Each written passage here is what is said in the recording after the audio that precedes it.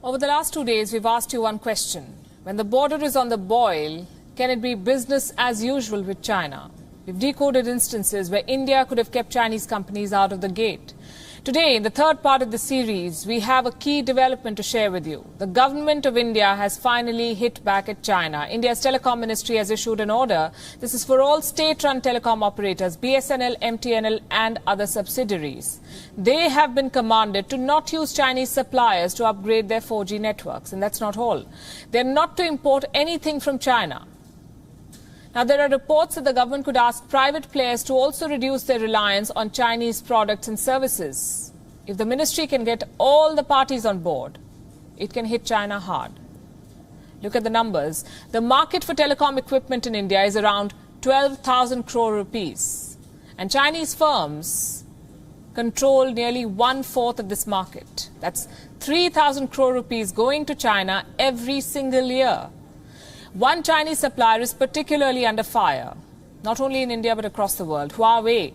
The company is scrambling its firefighting teams. They're trying hard to assure governments that their 5G technology will not be used to snoop on people, that they're not China's spy machines. But governments are not convinced. The US, the UK, several other countries fear that the Chinese laws would compel Huawei to share the information. And that's a national security threat. A compromise. The US crackdown on Huawei began 1 year back. But in December 2019, just 7 months ago, India allowed Huawei to participate in 5G network trials. Despite American pressure to boycott this company, India allowed it. Why?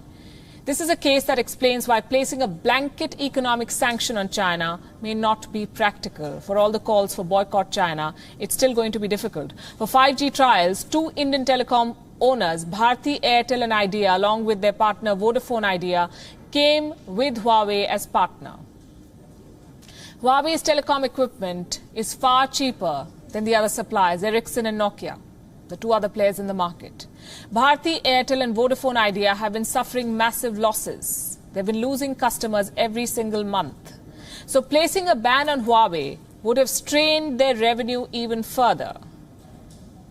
So India, for the sake of protecting an Indian company, for not having a strong domestic telecom equipment supplier, had to allow Huawei in 5G trials. The point I want to make here is, for now, Huawei has only taken part in trials. The auctions for 5G spectrum will not be held this year. The government still has time to make a decision on Huawei.